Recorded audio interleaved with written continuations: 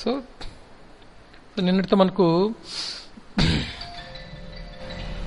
Metrics అనే concept పూర్తి చేసుకుందాం. మనం మెట్రిక్స్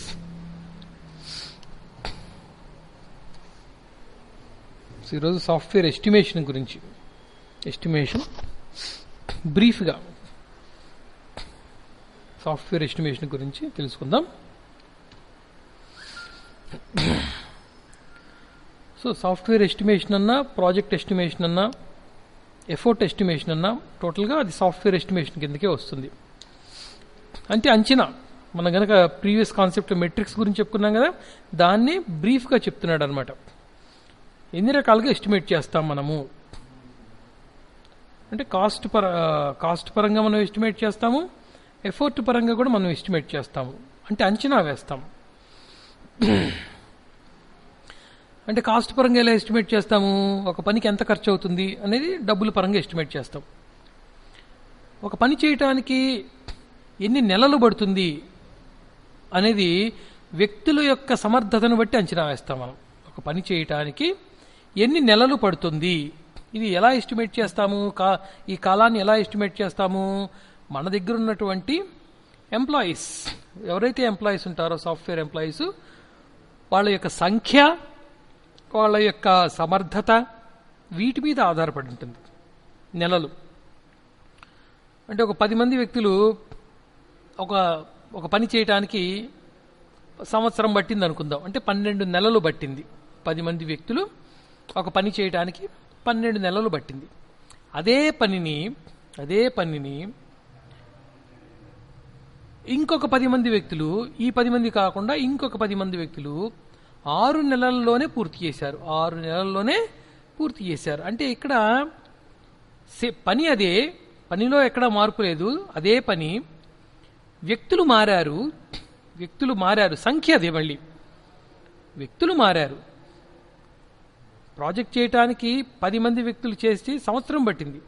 అదే ప్రాజెక్టుని మరొక 10 మంది, ఈ 10 మంది కాకుండా ఇంకొక 10 మంది, వీళ్ళు చేయటానికి 6 నెలలే పట్టింది. అంటే ఇక్కడ ఏమైంది? మనకు సమర్థత, ఎంప్లాయీస్ యొక్క స్కిల్ మనం ఎస్టిమేట్ చేయొచ్చు. వాళ్ళు చాలా సమర్థులు కాబట్టి చక్కగా 6 నెలల్లోనే పూర్తి చేశారు అని చెప్పేసి మనం చెప్పచ్చు. సమర్థత అనేది మనం చూస్తాం. వ్యక్తిని బట్టి కాలం మారిపోతుంటుంది కదా, మీకు తెలుసు కదా, వ్యక్తిని బట్టి కాలం మారిపోతుంది. ఒక క్వశ్చన్ చదవటానికి గంట పడుతుంది. వాడితో పాటు కాలేజీకి వచ్చేటువంటి ఇంకొక పిల్లవాడు అదే క్వశ్చన్ని చదివి గుర్తుపెట్టుకోవడానికి వాడికి అరగంటే పడుతుంది.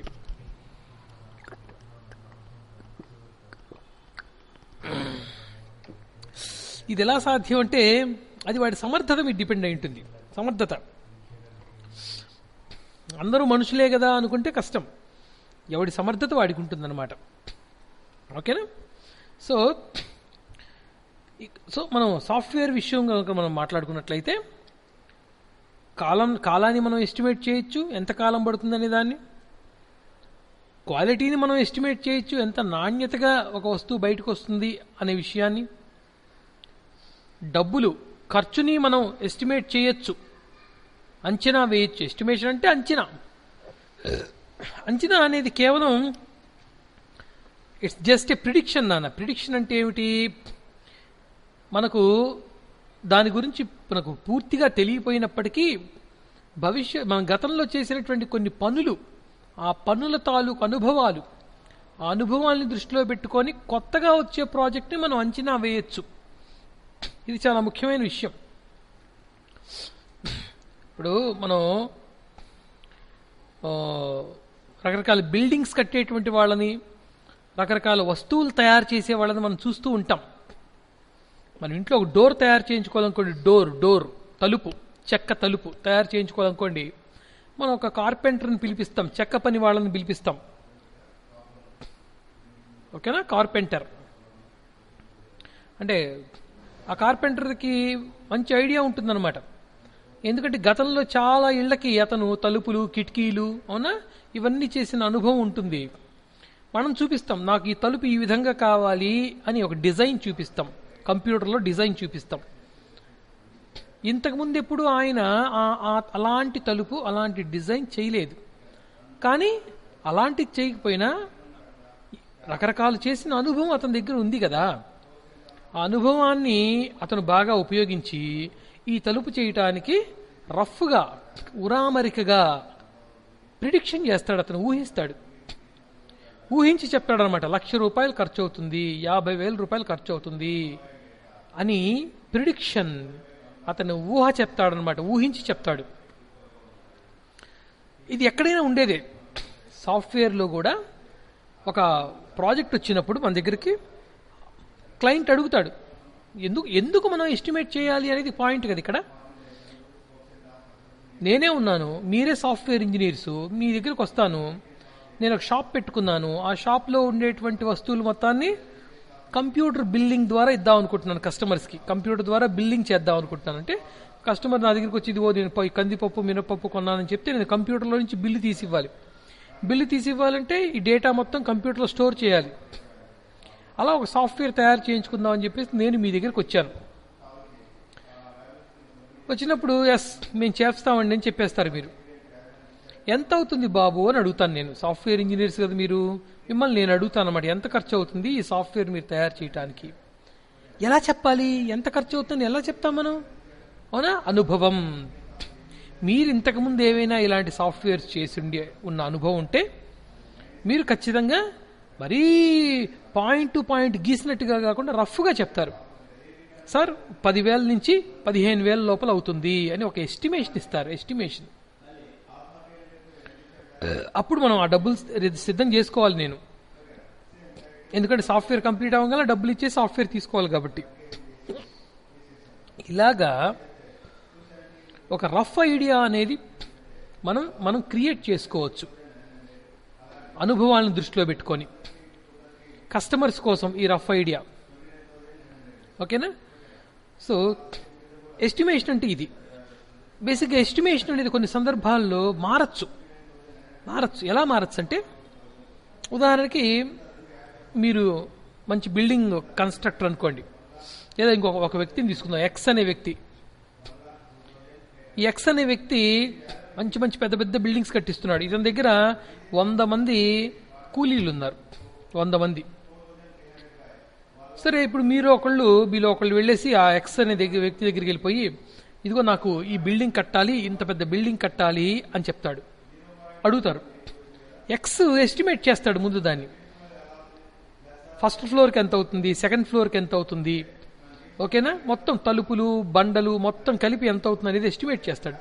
ఈ ఎస్టిమేషన్ అనేది కొన్ని సందర్భాల్లో మారుతుంది. ఎలా మారుతుందంటే, based on the environmental changes. అంటే ఫర్ ఎగ్జాంపుల్, మీరు తీసుకున్నటువంటి సాయిల్, మీరు తీసుకున్న స్థలము మెత్తటి నేల అనుకోండి, అక్కడ పిల్లర్ వేయటానికి ఎక్కువ తవ్వాల్సి వస్తుంది. ఎక్కువ తవ్వి అక్కడి నుంచి పిల్లర్ వేయాలి అంటే దానికి కొంచెం కాస్ట్ ఎక్కువ అవుతుంది.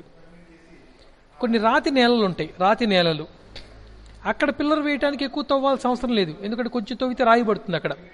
అక్కడ పిల్లర్ కాస్ట్ తగ్గుతుంది. సో ఎన్విరాన్మెంట్ని బట్టి కాస్ట్ ఎస్టిమేషన్ మారుతుంది అని రుజువైంది మనకు. రెండవది వర్కర్స్. ఫర్ ఎగ్జాంపుల్, మనకు టైం తీసుకుందాం. మనం టైం ఎంతకాలం పడుతుంది అని అడుగుతాం. మనం ఎంత కాస్టో చెప్పాడు, అయిపోయింది. ఎంత టైం పడుతుంది అంటాం మనం, టైం. అప్పటి వరకు ఎక్స్ అనే వ్యక్తి దగ్గర 100 మంది కూలీలు ఉన్నారు. ఇప్పుడు కొత్తగా 50 మంది కొత్తగా జాయిన్ అయ్యారు. ఈ 100 + 50 మొత్తం 150 మంది కూలీల్ని మన పని కోసం ఏర్పాటు చేస్తాడు. ఈ 150 మందిలో చెక్క పని చేసేవాళ్ళు ఉంటారు, టాపీ పని చేసేవాళ్ళు ఉంటారు, ఎలక్ట్రికల్ వర్క్ చేసేవాళ్ళు ఉంటారు, వాటర్ ప్లంబర్స్, పైప్ లైన్ పని చేసేవాళ్ళు ఉంటారు, అందరూ ఉంటారు అతని దగ్గర. వాళ్ళ సంఖ్య పెరిగింది కాస్త, 100 నుంచి 150కి పెరిగిపోయింది. సో గతంలో అంటే మన బిల్డింగ్ కాకుండా మన బిల్డింగ్ ముందు వరకు కట్టిన బిల్డింగ్స్ అన్నిటికీ 8 నెలల సమయం పడితే మన బిల్డింగ్ కట్టడానికి 6 నెలల సమయం పడుతుంది అని చెప్పేస్తాడు. ఎందుకు? కూలీలు పెరిగారు కదా అతని దగ్గర, 100 కాస్త 150 అయ్యారు. అంటే హ్యూమన్ రిసోర్సెస్, వ్యక్తుల సంఖ్యను బట్టి కూడా ఎస్టిమేషన్ మారుతుంది.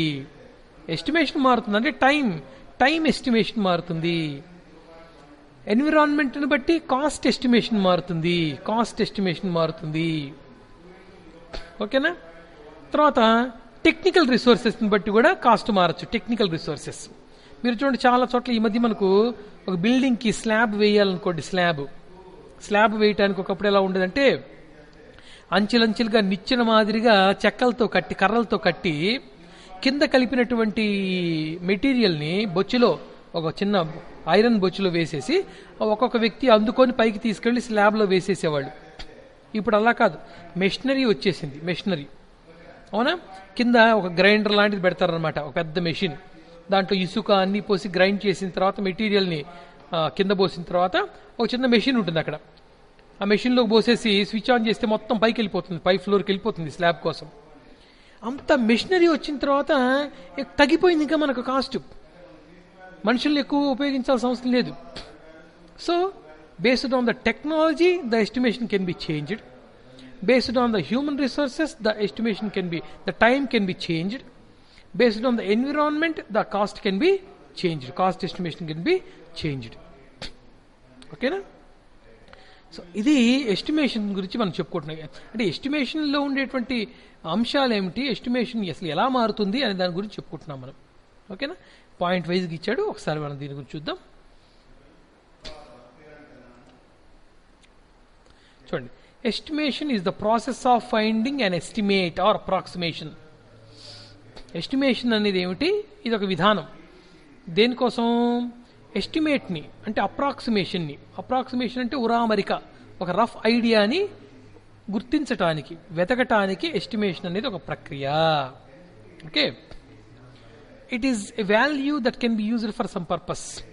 ఎస్టిమేట్ చేయడం ద్వారా మనకేమొస్తుంది, ఎంత ఖర్చు అవుతుంది అనేది తెలుస్తుంది, ఎన్ని నెలల్లో పూర్తవుతుంది అనేది తెలుస్తుంది. అంటే ఇవన్నీ డిజిట్సే కదా. ఎన్ని నెలలు? 12 నెలలు, డిజిట్ ఇది. ఎంత కాస్టు? ₹1,00,000, డిజిట్ ఇది. ఈ వాల్యూస్ని మనం రకరకాల విధానాల్లో ఉపయోగించుకుంటాం. ₹1,00,000 ఖర్చు అవుతుంది అని చెప్పేసి మనకు చెప్పినప్పుడు మనం ఆ ₹1,00,000 కోసం ఏం చేస్తాము? డబ్బులు ఏర్పాటు చేసుకోవాలి కదా. డబ్బులు లేవనుకోండి, బ్యాంక్ లోన్ తీసుకుంటాం, లేదా మనకు తెలిసిన వాళ్ళు ఉంటే వాళ్ళ దగ్గర వడ్డీకి అప్పు తెచ్చుకుంటాం. ఎస్టిమేట్ చేయటం ద్వారా మనకు వచ్చినటువంటి అవుట్పుట్ వాల్యూని మనం ఎలా ఉపయోగించుకుంటే రకరకాల ప్రయోజనాల కోసం ఉపయోగించవచ్చు. సపోజ్ ఒక సాఫ్ట్వేర్ కంపెనీ వాళ్ళు ₹1,00,000 అవుతుందన్నారు, ఆ డేటా మన దగ్గర పెట్టుకున్నాం, ₹1,00,000 అవుతుంది అన్న డేటా. ఇంకొక కంపెనీకి వెళ్తాం, వాడు 99,000 అవుతుందని చెప్తాడు. ఇంకొక చోటుకి వెళ్తాం, 95,000 అవుతుంది అంటాడు. ఎవరికి ఇస్తాం మనము? ఈ ముగ్గురులో 95,000 వాళ్ళని ప్రిఫర్ చేస్తాం. క్వాలిటీ కూడా చెక్ చేసుకుంటాం. 95,000 సరిగ్గా చేయకపోతే ఇబ్బంది పడతాం కదా. సో ఎస్టిమేషన్ ద్వారా వచ్చినటువంటి వాల్యూని ఇలా రకరకాల ప్రయోజనాల కోసం వాడటం జరుగుతుంది. చూడండి ఎంత చక్కగా చెప్పాడు ఇక్కడ. 3వ point, estimation is prediction or a rough idea. Prediction అంటే ఊహించటం. ఎలా ఊహిస్తారు? గతంలో మనం చేసినటువంటి పనుల తాలూకు అనుభవాలను ఉపయోగించుకొని మనం ప్రిడిక్ట్ చేయొచ్చు, ఎస్టిమేట్ చేయొచ్చు, రఫ్ ఐడియా తెచ్చుకోవచ్చు. This estimation is to determine how much effort would take to complete a defined task. ఈ ఎస్టిమేషన్ ద్వారా, దీన్ని ఎస్టిమేట్ చేయటం ద్వారా, ఎస్టిమేషన్ ఏం చెప్తుంది అసలు? It is used to determine how much effort, ఎంత సమయం పడుతుంది అన్న విషయం తెలుస్తుంది ఎస్టిమేషన్ ద్వారా. ఎఫర్ట్ అంటే కేవలం మనం కాలం, వ్యక్తులు అని అనుకోవాల్సిన అవసరం లేదు, డబ్బు కూడా వస్తుంది. ఎంత డబ్బులు ఖర్చు అవుతాయి, ఎంత కాలం, ఎంత సమయం ఖర్చు అవుతుంది, ఎంతమంది వ్యక్తులు ఇక్కడ అవసరం అవుతారు, ఎన్ని టెక్నికల్ రిసోర్సెస్ ఇక్కడ అవసరం అవుతాయి, ఇలా ప్రతి విషయాన్ని మనం ఎస్టిమేషన్ ద్వారా తెలుసుకోవచ్చు. అంటే ఎస్టిమేషన్ అంటే ఏమిటి, ఎస్టిమేషన్ ద్వారా మనం ఏం చేయొచ్చు, ఎస్టిమేషన్లో ఏ అంశాలు ఉంటాయని చెప్పుకుంటూ వస్తున్నాడు నాన్న. హియర్ ద ఎఫర్ట్ చెప్తున్నాడు చూడండి. Here the effort would be time or cost. Effort అంటే కేవలం మనం వ్యక్తుల యొక్క కష్టం అనుకోకూడదు. వ్యక్తుల యొక్క కష్టం కావచ్చు, కాలాన్ని వినియోగించటం కావచ్చు, డబ్బుల్ని ఖర్చు పెట్టడం కావచ్చు, టెక్నికల్ అంశాలని ఉపయోగించడం కావచ్చు, అంటే కంప్యూటర్స్, ప్రింటర్స్, కీబోర్డు, మౌసు, ఇలాంటివన్నీ సాఫ్ట్వేర్స్ ఇవన్నీ ఉపయోగించడం కావచ్చు. ఎఫర్ట్స్ అన్ని రకాలుగా మనం చెప్పుకోవాలి, అన్ని రకాలు ఎఫర్ట్స్ కిందకి వస్తాయి.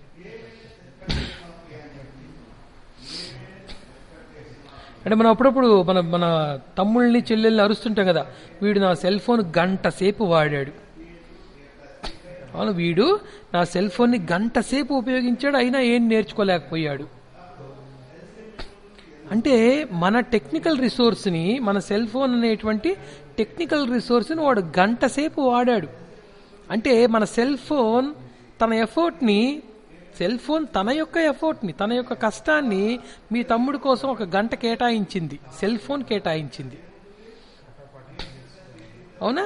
అట్లా కేవలం ఎఫర్ట్ అంటే మనం ఖర్చు అనేది మనం చూసుకోకూడదు, రకరకాలు వస్తాయి. Today software is most expensive element of overall computer based system. మీరు కంప్యూటర్స్ ఎక్కడ ఏది తీసుకున్నా కూడా సాఫ్ట్వేర్ అనేది చాలా ఎక్స్పెన్సివ్ ఎలిమెంట్ అయిపోయింది ఈ రోజున. అవునా కదా? చూడండి, సాఫ్ట్వేర్ ఇంజనీర్స్ జీతాలు ఎలా ఉంటాయో అద్భుతంగా ఉంటాయి. మన కాలేజ్ నుంచి రీసెంట్గా మీకు తెలుసు తబస్సుమ్ జాహా, ఓకేనా, she is getting 22,000 per month and she is in training period. ట్రైనింగ్లో ఉంది అమ్మాయి తబస్సుమ్ జాహా. టీసీఎస్, ప్రతిష్టాత్మకమైనటువంటి టీసీఎస్ కంపెనీలో ఉద్యోగం చేస్తోంది. డిగ్రీ పూర్తి కాకుండానే ఉద్యోగం వచ్చింది. అవునా? So very so great it is. అవునా? చాలా కష్టపడ్డారు వాళ్ళు. నేను చూశాను వాళ్ళని ఎంత కష్టపడతారో. అంత కష్టపడే వాళ్ళు ఇంకా కష్టపెట్టాలి. మనం కష్టపెడితే అప్పుడు వాళ్ళు చక్కగా వజ్రంలాగా తయారవుతారు. అవునా? మీలో కూడా ఉన్నారు, మీలో కూడా కొంతమంది మగపిల్లల్లో 2-3 పిల్లలు ఉన్నారు. వాళ్ళ పేర్లు కూడా నాకు తెలుసు. వస్తారు నిదానంగా, వాళ్ళు కూడా చక్కగా రేపు ఎల్లుండో ఫైనల్ ఇయర్ పూర్తి చేసుకొని వాళ్ళు టీసీఎస్కి, ఇన్ఫోసిస్కి, విప్రోకి సెలెక్ట్ అయ్యి మళ్ళీ వాళ్ళు పేపర్లోకి, బ్యానర్ మీదకి వచ్చేస్తారు, పాంప్లెట్లోకి వచ్చేస్తారు. రైట్. సో సాఫ్ట్వేర్ అనేది ఒక ఎక్స్పెన్సివ్ ఎలిమెంట్. మరి ఇలాంటి ఎక్స్పెన్సివ్ ఎలిమెంట్ని మనం ఎస్టిమేట్ చేయడానికి ఎంత జాగ్రత్తగా ఎస్టిమేట్ చేయాలి చూడండి. వీడు చెప్తున్నట్టు last point, software cost and effort may change అవుతుందట.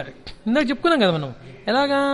Because of too many variables. Humans, వ్యక్తులను బట్టి చేంజ్ అవ్వచ్చు, టెక్నికల్ రిసోర్సెస్ బట్టి చేంజ్ అవ్వచ్చు, ఎన్విరాన్మెంటల్ దీన్ని బట్టి కూడా చేంజ్ అవ్వచ్చు. ఓకేనా? Can affect the ultimate cost of software. వ్యక్తుల సంఖ్య కానీ, వ్యక్తుల యొక్క అసమర్థత కానీ, అసమర్థత కూడా కాస్ట్ మీద ప్రభావం చూపిస్తుంది.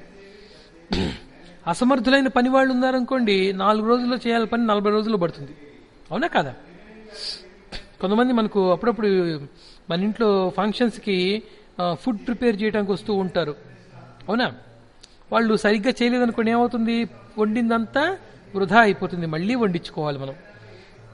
సో అసమర్థులైనటువంటి పనివాళ్ళు, అసమర్థులైనటువంటి ఎంప్లాయీస్ ఎక్కడైతే ఉంటారో అక్కడ కాస్ట్ పెరిగిపోతుంది ఆటోమేటిక్గా. కాస్ట్ పెరగటమే కాదు, కాలం కూడా పెరిగిపోతుంది. డబ్బులు వృధా అయిపోతాయి, కాలం వృధా అయిపోతుంది. అవునా? ఇలా చాలా ప్రాబ్లమ్స్ వచ్చేస్తాయి మనకు. సో టెక్నికల్ రిసోర్సెస్ని బట్టి కూడా మనం ఎస్టిమేట్ చేయొచ్చు, కాలాన్ని, డబ్బుని, వీటిని ఎస్టిమేట్ చేయొచ్చు, క్వాలిటీని.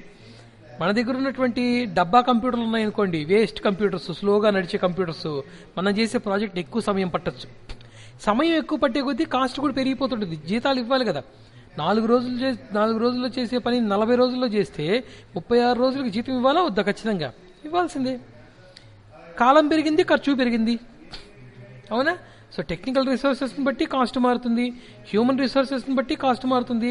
ఎన్విరాన్మెంట్, మనం చేసే ఎన్విరాన్మెంట్, అవునా, ఎన్విరాన్మెంట్ని బట్టి కూడా మనకు కాస్ట్ మారుతుంటుంది. ఈ విషయాలు మనం ఖచ్చితంగా తెలుసుకోవాలి. ఇవన్నీ మన రియల్ లైఫ్లో భాగాలు నాన్న, ఈ రియల్ లైఫ్లో భాగాలే. మీరు రేపొద్దున జీవితంలో నెక్స్ట్ డిగ్రీ అయిపోగానే కొత్త జీవితాల్లోకి అడుగు పెడతారు. కొంతమంది ఉద్యోగంలోకి, కొంతమంది వ్యాపారంలోకి, కొంతమంది రకరకాల విషయాల్లోకి అడుగు పెడుతుంటారు. ఇవన్నీ మీకు ఉపయోగపడేవే.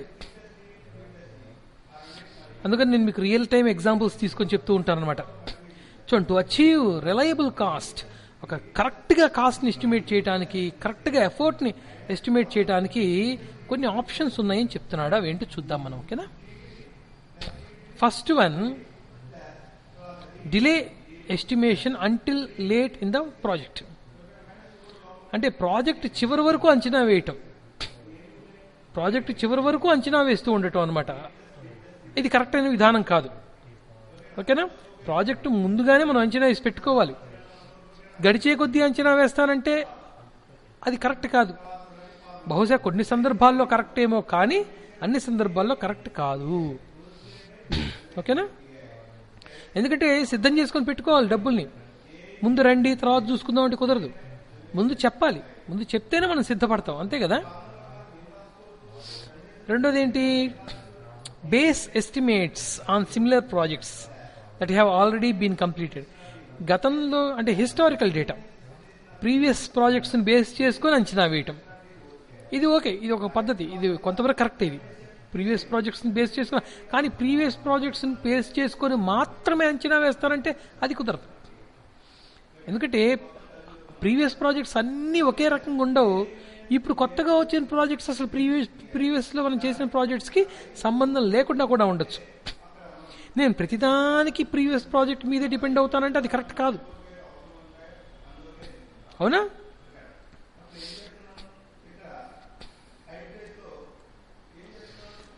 Next one, use simple decomposition techniques to generate project cost and effort estimation. Decomposition techniques రకరకాల డీకంపోజిషన్ అంటే ఏమిటి? విభజించటం, విడదీయటం, పూర్తిగా పార్ట్స్గా మాడ్యూల్స్గా డివైడ్ చేసి ప్రాజెక్ట్ యొక్క కాస్ట్ని ఎస్టిమేట్ చేయటం డీకంపోజిషన్ టెక్నిక్స్ అంటారు. మనం దీని గురించి నెక్స్ట్ చెప్పుకుందాం. ఇది ఒక విధానం. ఒకటి, ప్రాజెక్ట్ రన్ అవుతున్న కొద్దీ అంటే delay estimation until late in the project. కొన్ని సందర్భాల్లో ప్రాజెక్ట్ లేట్ కూడా అవుతుంటుందన్నమాట. లేట్ అయినప్పుడు, లేట్ అయ్యే కొద్దీ, జరిగే కొద్దీ, ముగించే కొద్దీ, ముందుకెళ్లే కొద్దీ నేను ఎస్టిమేట్ చేస్తాను అంటే అది కరెక్ట్ కాదు. రెండోది, ప్రీవియస్ ప్రాజెక్ట్స్ను మాత్రమే నేను దృష్టిలో పెట్టుకొని ఎస్టిమేట్ చేస్తాను అనేది కూడా అన్ని సందర్భాల్లో కరెక్ట్ కాదు, కొన్ని సందర్భాల్లో మాత్రమే కరెక్ట్. మూడవది, using simple decomposition techniques to generate project cost and effort estimation. ఉన్న ప్రాజెక్ట్ని రకరకాల భాగాలుగా విభజించి దాన్ని బట్టి ఎస్టిమేట్ చేయటం, ఇది ఒక విధానం. ఇంకొకటి ఉంది,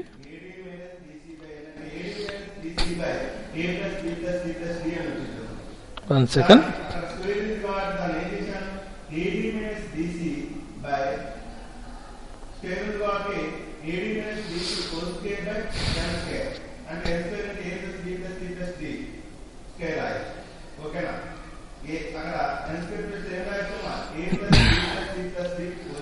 నాలుగో పాయింట్ ఉంది, ఒక్క నిమిషం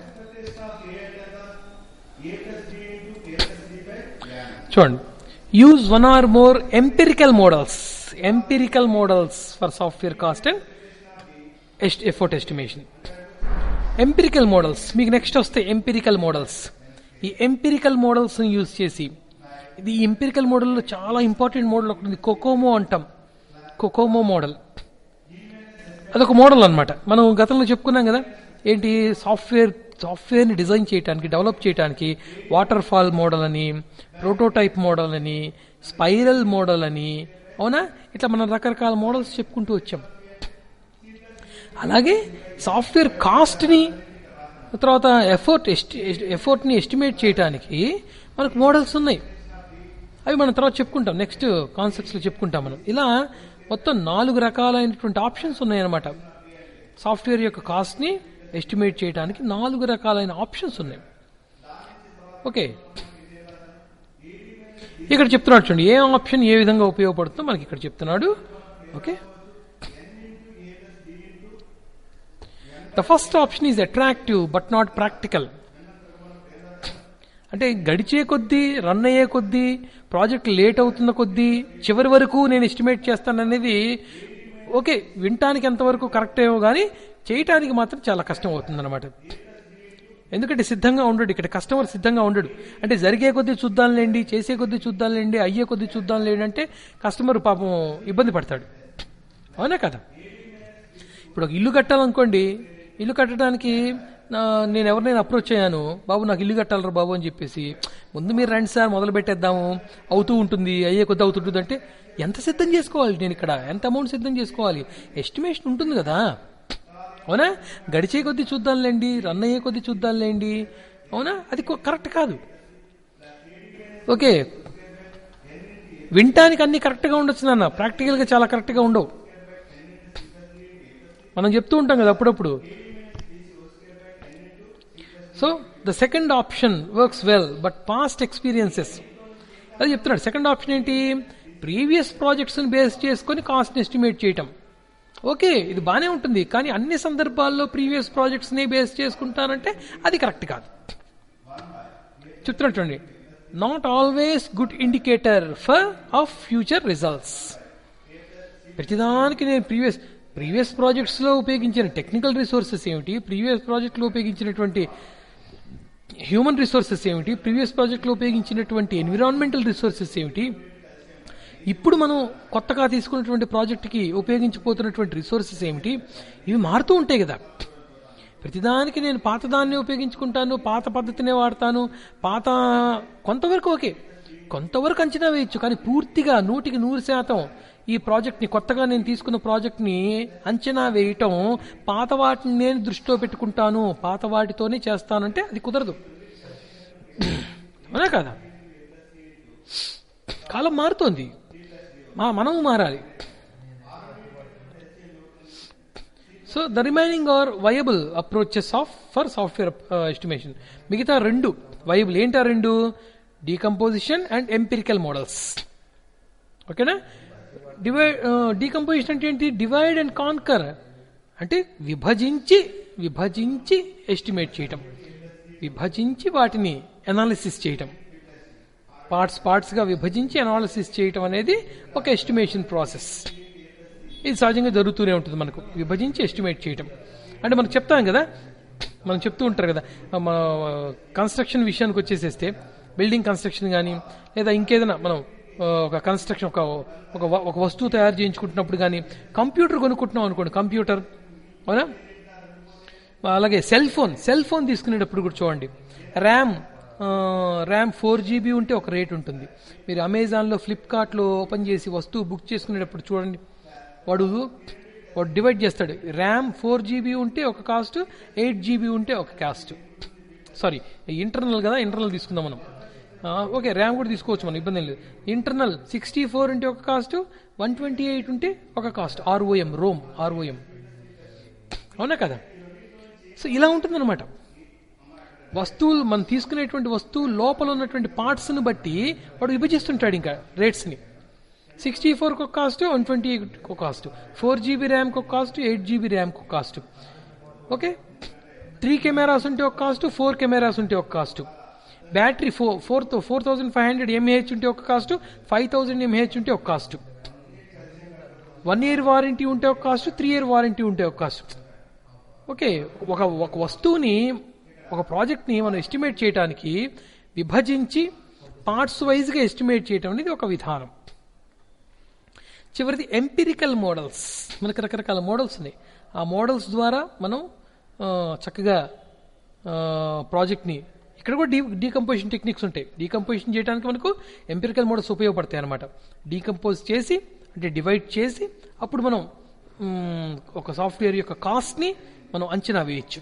మనకు నెక్స్ట్ వస్తుంది, అది ఆ కాన్సెప్ట్ మనకు నెక్స్ట్ వస్తుంది. ఓకే, ఇక్కడ చెప్తున్నట్టు చూడండి, ఫైనల్గా software project estimation is a form of problem solving, and in most cases the problem to be solved is too complex to be considered in one piece. అంటే ఒకే భాగంగా తీసుకొని, ఒకే పార్ట్గా తీసుకొని మనం ప్రాబ్లమ్ని సాల్వ్ చేయటం అంటే చాలా సందర్భాల్లో కష్టమైపోతుంది. అందుకని ఏం చేస్తాం, మనం ప్రాబ్లమ్ని వివిధ భాగాలుగా విభజించుకుంటాం. ఒక ప్రాబ్లం ఉంది, ఒక సమస్య ఉంది, సమస్యకు సొల్యూషన్ తీసుకోవాలి. అన్ని సందర్భాల్లో నేను ప్రాబ్లం మొత్తానికి నేనే సొల్యూషన్ తీసుకుంటానంటే కొన్ని సందర్భాల్లో okay, but not in all situations. అవునా? మనం ఒక పనిని డివైడ్ చేస్తాం, చాలా సందర్భాల్లో డివైడ్ చేస్తాం. చూడండి, కాలేజీలో కూడా మీకున్న సబ్జెక్ట్స్ మొత్తాన్ని డివైడ్ చేస్తారు. Maths, physics, chemistry, computers, Telugu, English, ఏ సబ్జెక్ట్కి ఆ లెక్చరర్ని పెడతారు. అన్నిటినీ ఒకే లెక్చరర్ చెప్పాలంటే అతనికి ఆ నాలెడ్జ్ ఉండదు. అవునా కదా? ఖచ్చితంగా work must be divided. When you divide a work into number of parts, the total work will be finished very quickly and easily. ఒక పనిని డివైడ్ చేయటం వల్ల వచ్చే ఉపయోగం అది. మన ఇంట్లో కూడా చూడండి, అమ్మ ఒక పని చేస్తే నాన్న ఇంకో పని చేస్తుంటాడు. అమ్మ పనే నాన్న కూడా చేయాల్సి వస్తే చాలా కష్టపడాలి, లేదా నాన్న పనే అమ్మ కూడా చేయాల్సి వస్తే అమ్మ చాలా కష్టపడాలి. So work must be divided anywhere in the society. Okay, అమ్మకు పని చేస్తుంది, నాన్నకు పని చేస్తారు, 2 పనులు అయిపోతాయి ఏకకాలంలో. ఓకేనా? మీరు అట్లా చేయబాకండి. నేను ఒక క్వశ్చన్ చదువుతాను, నువ్వు ఒక క్వశ్చన్ చదువుకున్నా, ఎగ్జామ్లో ఇద్దరం కలిసి రాద్దాం అనుకోబాకండి. So for this reason we decompose the problem. దీనికోసమే ఒకే ప్రాబ్లంగా తీసుకుంటే సాల్వ్ చేయటం అనేది కష్టం కాబట్టి డీకంపోజ్ చేయాలి. డీకంపోజ్ అంటే డివైడ్ చేయటం, recharacterising it as a set of smaller problems.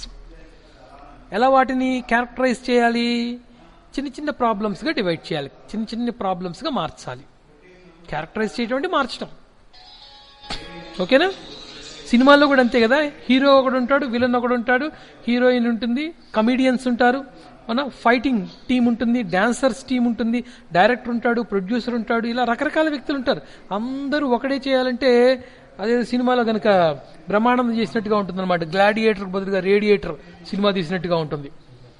Okay, బాగోదు, అంత బాగోదు, అసలు బాగోదు. సో ఇప్పుడు ఇంతటితో ఎలా ఏంటి అనేది మనం తెలుసుకుందాం. అసలు ఎస్టిమేషన్ అంటే ఏమిటి, ఎస్టిమేషన్ దేనికోసం చేస్తాము, ఎస్టిమేషన్ చేయడానికి మనకున్న ఆప్షన్స్ ఏంటి, ఓకేనా, ఎస్టిమేషన్ ద్వారా తీసుకున్న వాల్యూస్ని మనం ఏ విధంగా ఉపయోగించుకోవడానికి అవకాశం ఉంటుంది, ఇవన్నీ మనం తెలుసుకుందాం. ఓకే, సో నెక్స్ట్ వేటి ఆధారంగా మనం ఎస్టిమేట్ చేస్తాం అనేది చూద్దాం. వేటి ఆధారంగా ఎస్టిమేట్ చేస్తాం. డీకంపోజిషన్ టెక్నిక్స్ అనేవి మనం తర్వాత చెప్పుకుంటాం. ఎంపిరికల్ మోడల్స్ ద్వారా ఎలా డీకంపోజ్ చేయాలి అన్న విషయాన్ని మనం తర్వాత చెప్పుకుంటాం. నెక్స్ట్ క్లాసెస్లో, ఫర్దర్ క్లాసెస్లో చెప్పుకుంటాం. ఓకే, జస్ట్ దీన్ని ఇంట్రొడక్షన్ ఇచ్చి ఆపేస్తాను. ఓకే, సో సాఫ్ట్వేర్ సైజింగ్ మీకు తెలుసు కదా, మనం చేసాం ఇంతకుముందు. సైజ్ ఓరియంటెడ్ మెట్రిక్స్ అని తీసుకుందాం. LOC, line of code, lines of code, lines of కోడ్ను బట్టి, ఫంక్షనల్ పాయింట్స్ని బట్టి, functional points, lines of code. ఓకేనా? మనం రీసెంట్గా జస్ట్ ప్రీవియస్ క్లాసెస్లో మనం చెప్పుకుందాం size oriented metrics, function oriented metrics. అంటే సాఫ్ట్వేర్ని సైజింగ్, సాఫ్ట్వేర్ యొక్క పరిమాణాన్ని అంచనా వేయటానికి ఈ రెండు మనకు ఉపయోగపడతాయి. ఫంక్షన్ని బట్టి మనం ఒక సాఫ్ట్వేర్ యొక్క సైజుని ఎస్టిమేట్ చేయొచ్చు, లైన్స్ ఆఫ్ కోడ్ను బట్టి మనం సాఫ్ట్వేర్ యొక్క పరిమాణాన్ని అంచనా వేయచ్చు. దీని తర్వాత ఇంకా 2 ఉంటాయి. ఓకేనా? ఆ రెండింటి గురించి మనం రేపటి క్లాస్లో పూర్తి చేసుకుందాం. ఓకేనా? 1 సెకండ్.